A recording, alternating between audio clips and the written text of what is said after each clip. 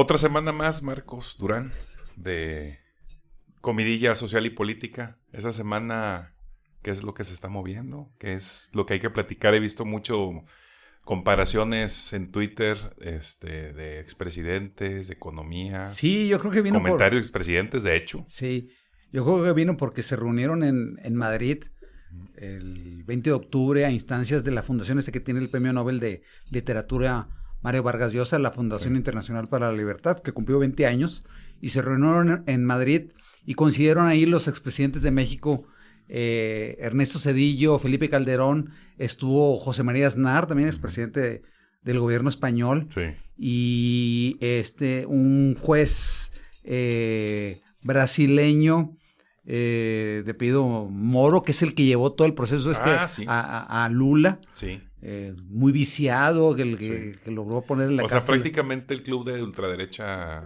Sí, y el conservadurismo, sí, se reunieron en torno a la figura de Mario Vargas Llosa, que se define como un hombre de derecha, y está bien, lo reconoce como tal, pero ahí fueron muy controvertidas las declaraciones de Felipe Calderón y de Ernesto Zedillo, hablando de que podría haber una década perdida y las amenazas de que podría estar en riesgo la democracia mexicana, y inmediato vinieron tanto algunos cuantos defensores del régimen de Zedillo y de Calderón y toda la gente que se vino en contra, pues recordando los hechos y datos duros de sus gobiernos, Enrique. Sí, pues es que a final de cuentas, digo, es que ya mucha gente no se acuerda de cómo fue el sexenio de Zedillo, cómo fue el de Calderón.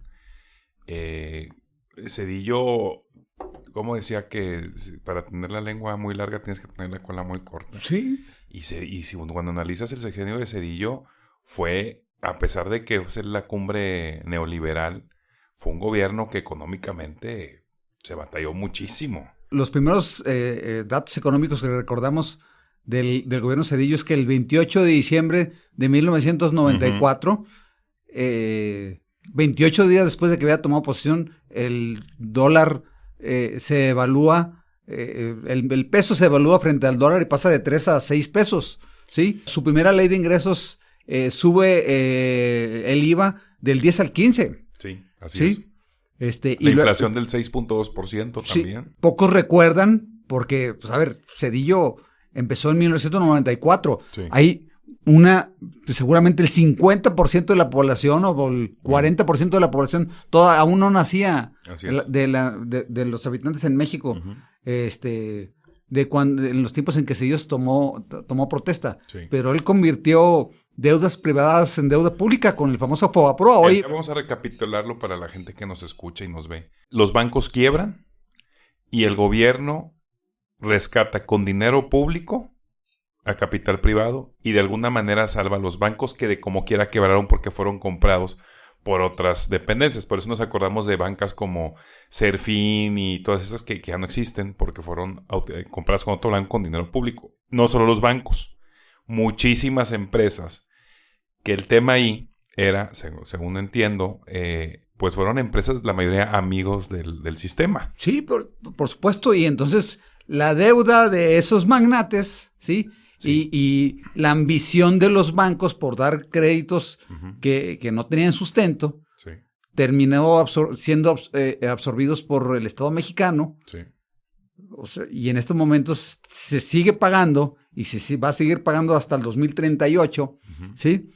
Con recursos tuyos y míos se sigue pagando esa deuda. Y mucha gente podrá decir, a ver, ¿y tú qué pagas de esa deuda? Claro que lo pago.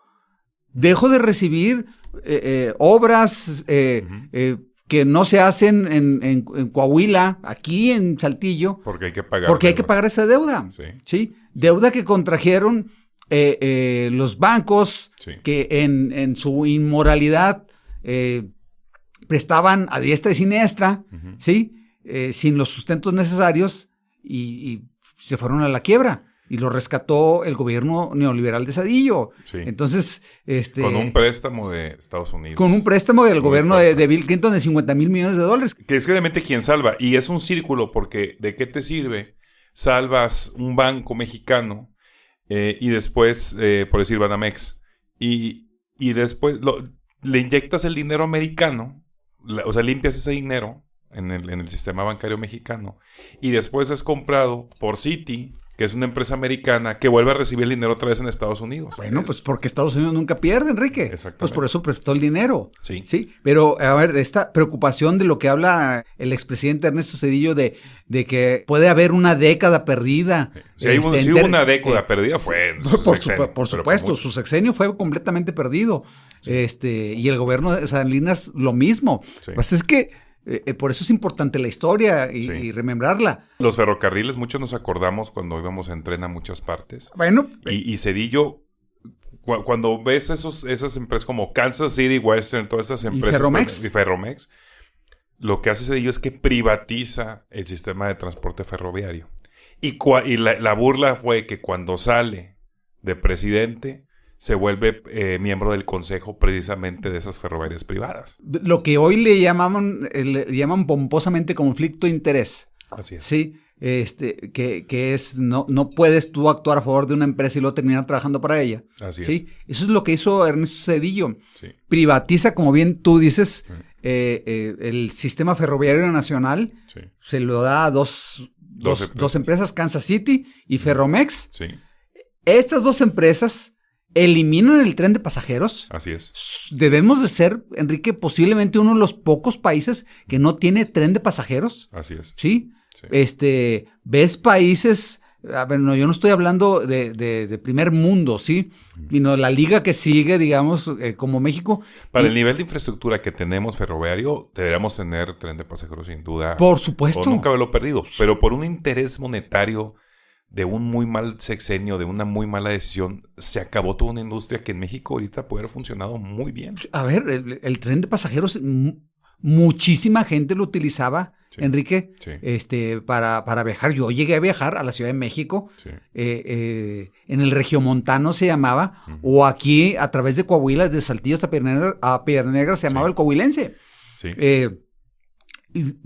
Y entonces, cuando entrega la concesión, se privatiza el sistema ferroviario siempre con la excusa de que vamos a modernizar.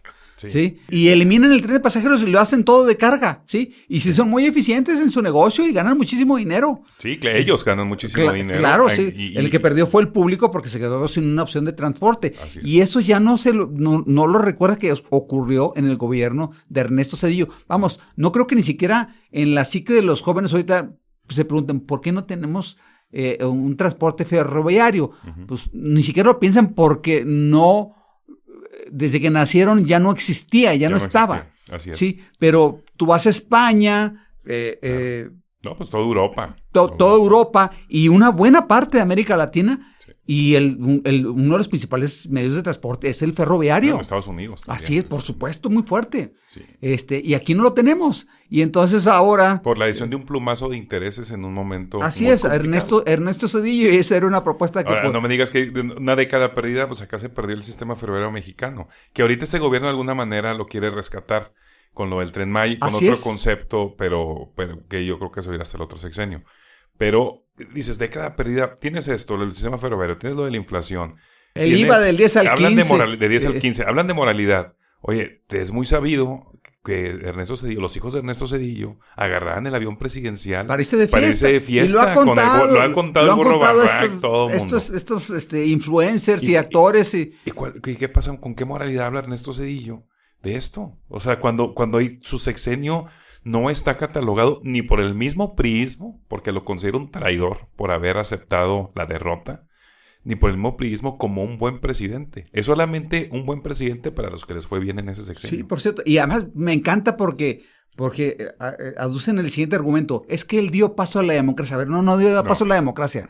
La democracia se abrió sola. Por supuesto. Y no había forma de pararlo. No. ¿Sí? Lo único que hizo él es, pues, nada, me monto sobre esto para parecer un presidente democrático. Sí.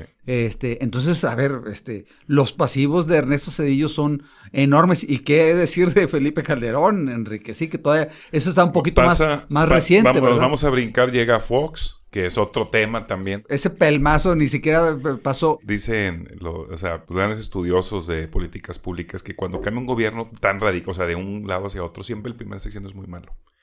Se esperaba que el de Fox fuera así de malo. Pues fue malísimo, no solamente malo. Sí, pero al final necesario tenía que darse, sea quien sea, ¿no? Con ese prismo castrante que existía.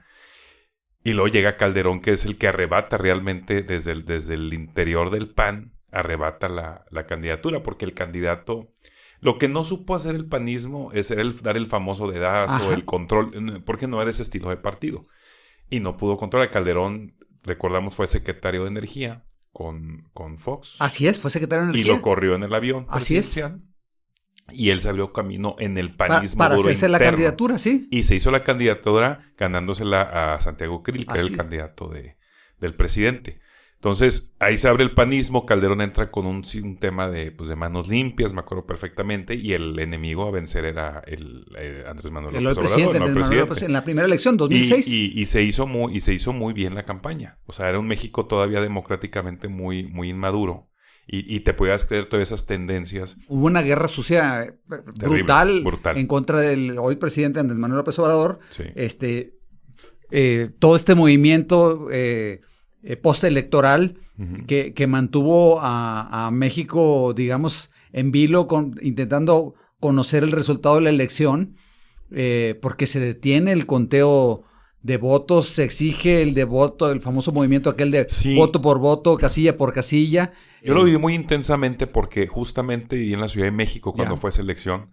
Me tocó el plantón en Reforma, me tocó todo ese movimiento y lo vi muy vívidamente. Y sí veías la semilla que iba a pasar en el país. Pero el tipo se roba la presidencia de la República, ¿sí? Y hay que decirlo con esa expresión, ponerle nombre a las cosas. El sistema se puso de acuerdo, se puso de acuerdo el PRI, se puso de acuerdo el PAN. Vamos a darle, vamos a mover todo lo que se tenga que mover del aparato electoral y hacen perder al presidente, al actual presidente.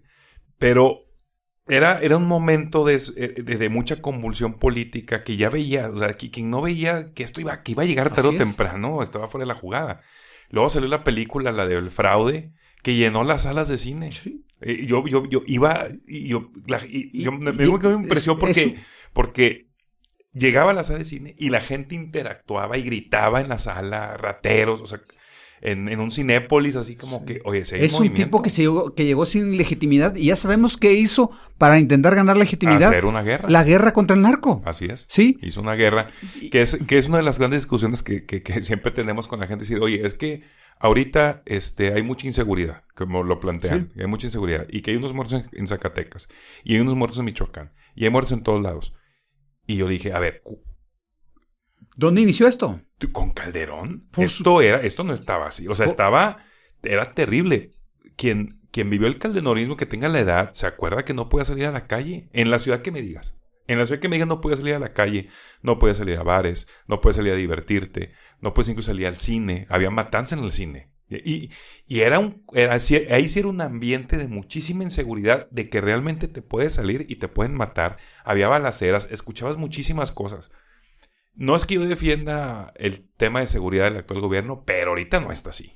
Pues, o sea, hay casos aislados, sí, por supuesto. Hay cosas así, pero eso de que salgas y tengas miedo a morirte. Y tenemos que destacar el caso Coahuila también, por supuesto. Sí. Pero otra vez, volviendo al calderonato, su secretario de Seguridad Pública está encarcelado en estos momentos en Nueva York por apoyar a un cártel del narcotráfico, acusado de tráfico de estupefacientes. Sí. Esa es la acusación que tiene. Sí. Tráfico de cocaína. El secretario de Seguridad Pública, Genaro García Luna, del gobierno de Felipe Calderón. Que hace declaró culpable, ¿no? No. El juicio va a empezar en un par de meses. Y yo no tengo duda que va a resultar culpable. Para dimensionarlo, es como si en la época de George Bush, el ministro el general de las Fuerzas Armadas estuviera coludido con Bin Laden. Vamos. Prácticamente es lo mismo que lo que pasó en México. Sí. Entonces imagínate el temor, la soberbia con la que opina el expresidente Calderón de mucha gente que sí confió en su proyecto de seguridad y que iba y que denunciaba narcotráfico Y que los mataron por eso, porque el que debería cuidarlos estaba con ellos mismos y desaparecieron estaba coludido con el cártel de Sinaloa. Oigan, o sea, pongan a pensar lo aberrante y peligroso que fue esa época, cuando el jefe está coludido en medio de una guerra. Sí, yo te voy a hacer una pregunta, Enrique. ¿De veras Felipe Calderón desconocía los nexos de Genaro García Luna y todo el cúmulo de pruebas que tiene el gobierno de Estados Unidos, el Departamento de Estado y la DEA para este juicio, que es un expediente muy robusto? Grabaciones, intercepciones telefónicas. Quien diga que el presidente Calderón no sabe cómo funciona el presidencialismo mexicano. Bueno, entonces ahora están preocupados por esta década perdida y porque a lo que ellos llaman la década perdida en Latinoamérica. Uh-huh. Y están preocupados porque dicen que hay una amenaza a la democracia y están preocupados. Es muy válida su preocupación, ¿sí? Pero uno tiene que revisarse, ¿sí? Y por eso nosotros, antes de que iniciáramos esta grabación, sugeríamos un tema para este podcast. Uh-huh. En el caso de los expresidentes Zedillo y Calderón, es que cuando ya no pueden dar malos ejemplos, se dan buenos consejos, ¿sí? Y es el caso de ellos. Es patético, es aberrante, porque todo el mundo tenemos derecho a expresarnos, ¿sí? Pero el pasado nos persigue, Enrique, uh-huh. ¿sí? Y el pasado cuestiona y persigue a Ernesto Zedillo y a Felipe Calderón. Sí, por supuesto. Ya con más tiempo, obviamente, Zedillo sale, que acabó su sexenio y se fue del país, ¿eh? Así es. O sea, yo no he visto a Zedillo en años dar una declaración, y ahorita sale, me imagino medio defensor de la democracia, porque como tú dices, se cree el prócer de la apertura democrática en el país, que cosa que no es cierto. Y un Calderón que siempre ha estado picado, pero con una guerra terrible. Parece que de verdad que tenemos tan corta memoria porque se nos olvidó cómo fue la guerra de Calderón. ¿Cuántas familias fueron destruidas en esa guerra? ¿Cuántas? Los Zetas contra el cártel del Golfo, el cártel de Sinaloa contra los Zetas, el cártel de Sinaloa contra el cártel de Juárez, matanzas como la de Allende, ¿sí? Que le ha ¿cuántas masacres? Así es, muchísimas masacres. Y todavía vas a Tamaulipas y siguen encontrando cuerpos de Calderón. La masacre de San Fernando en el 2010 en Tamaulipas. Terrible. ¿Y con qué cara ahí habla de la década perdida? No, la década perdida, pregúntale a las familias mexicanas que sufrieron, que fueron destruidas, ¿qué va a pasar? No solo una década, la vida, por un tema de dinero, de legitimación y totalmente político. Una guerra así. Y su secretario ahorita está en la cárcel por narcotráfico. Acusado por narcotráfico. Entonces, ¿de qué se trata? O sea, ese es el punto. Y digo, es difícil comparar también, y un poco injusto, cómo va este gobierno, porque no ha terminado a cómo iba el gobierno. La historia lo juzgará. Pero, a ver, a los 3 años de Calderón ya sabemos cómo estaba la onda. No teníamos que esperar cómo terminaba.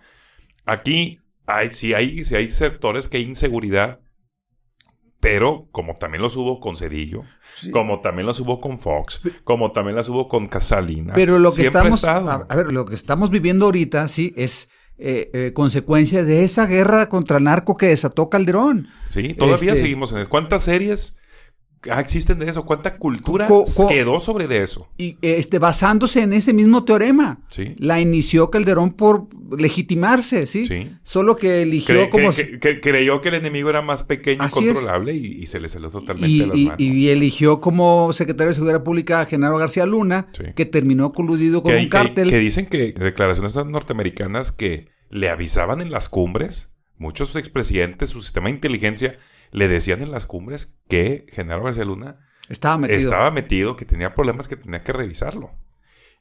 Y él dijo, mi confianza total con él en cumbres que hubo, y ahí está. Pues, ¿y dónde está ahorita? Con Checo Pérez, ahí en la Fórmula 1, mientras opina, como dice, cuando opina es el privilegio en Mónaco. No, pues así yo también opino, ¿verdad? Así yo también. Sí. Entonces, es un tema de sobre todo de revisión.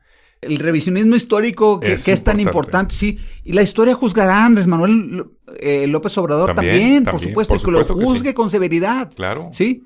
Pero en estos momentos, sí, me parece de verdad hipócrita. Muy hipócrita y casi podríamos declararlos como falsarios a Ernesto Zedillo y a Felipe Calderón, preocupados ahora por el estado de la democracia mexicana y preocupados por la economía que los marcó. O alguien como un fracaso económico, el doctor en economía en Yale, sí, para que veas lo que sirven esos títulos nobiliarios, que terminó con un fracaso económico durante su sexenio.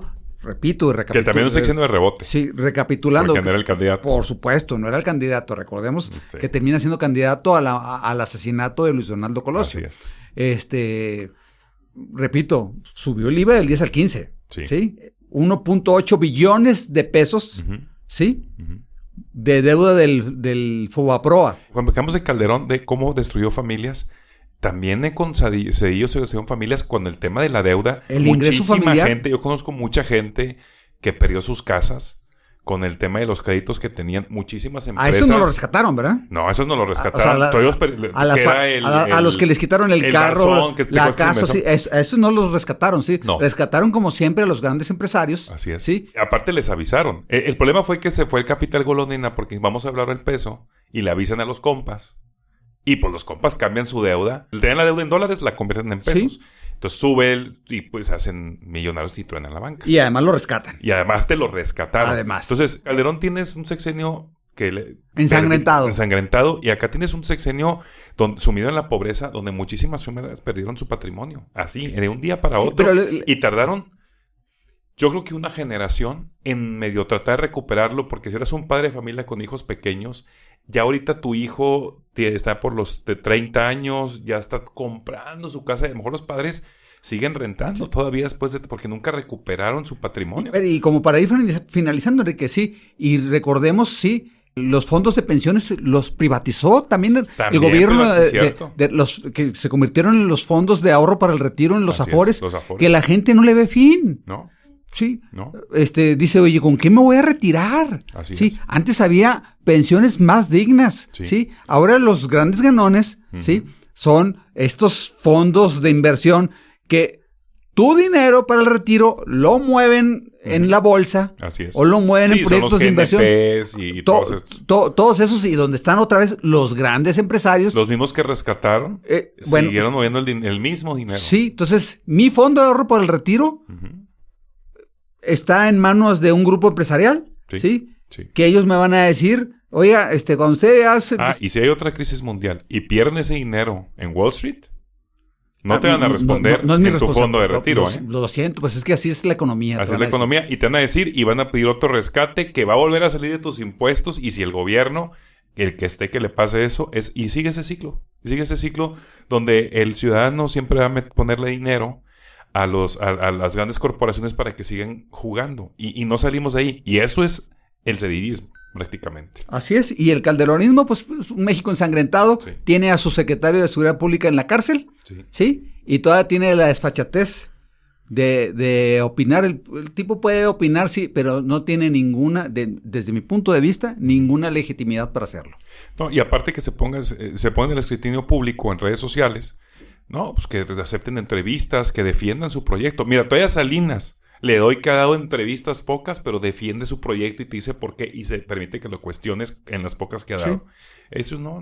Dan un foro, dan una declaración muy histriónica y se acabó. Pero no lo es decir, oiga, usted sabía que su secretario de Seguridad Pública, Genaro García Luna, estaba coludido con el cártel de Sinaloa.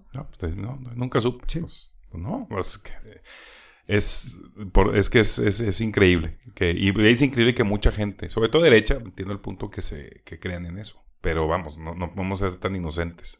Ya digamos, 22 años de una democracia más o menos que va palpable. Ahorita tenemos un partido de izquierda que tiene otro esquema, que es otro régimen muy diferente. Y creo que para la siguiente semana podremos discutir esta propuesta de reforma político-electoral que está empujando... Se está empujando. Morena. Ahorita está caliente, acaba de salir ayer. Sí. Hoy que estamos grabando el podcast, el tema de los audios de Monreal. Sí, bueno. Y Laida Sansores ahí sacó... Laida Sansores que sacó los contubernarios que existen entre Alito y Ricardo Monreal. Ricardo Monreal, que dijeron que estaba editada, la clásica, que estaba editado y todo, pero, híjole, o sea, creo que, y ahí voy al punto, olvidémonos de lo que dijo. Yo la verdad no he escuchado qué dijo, no he tenido tiempo de revisarlo, no solo sé cuál es el tema, pero con todo este tema de los Sedena Leaks, con todo este tema, el espionaje en México ahorita está perro. Así es. Y se están yendo todos por el tema de, ay, ¿qué dijo el otro? ¿Qué dijo este? Y todo el tema político, pero nadie está viendo el fondo. ¿Quién está realizando el espionaje? ¿Y por qué no están hablando de la legalidad del tema? ¿Por qué sigue? Pues va a seguir, digo, porque Laida Sansores se convirtió en un ariete ahí para el golpeteo político. Que está muy mal, pero también está bien que se ventile, Enrique, los contubernios que existen entre grupos y la desvergüenza. Luego entiendes un poco por qué Monreal, todo el sistema de la Cuarta Transformación lo empieza a empujar hacia afuera. Pues yo creo que detectan, pues tienen arreglos con el PRI, con la oposición, no es parte del proyecto. Pues claro, así va a pasar. Yo creo que es un tema para la próxima semana. Sí. A ver cómo desemboca el tema. Y discutir este tema de la reforma política que está empujando el presidente Andrés Manuel López Obrador con el PRI. Sí. De aliado. A otro tema. O sea, entonces, toda la lucha y el PRI le va a sacar su reforma. Bueno, o sea, ese es está bien, discutámoslo la próxima semana. Está bien. Gracias, Marcos. No, gracias a ti, Enrique. Así será.